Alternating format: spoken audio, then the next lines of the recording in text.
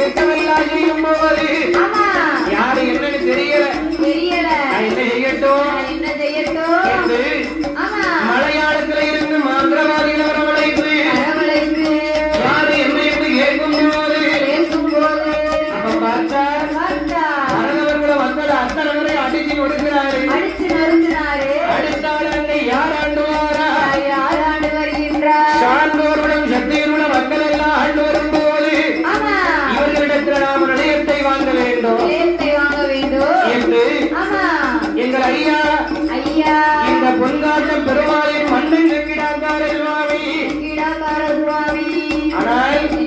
அழிஞ்சாட்டியும் ஆடாளி போட்டி செய்யும் போது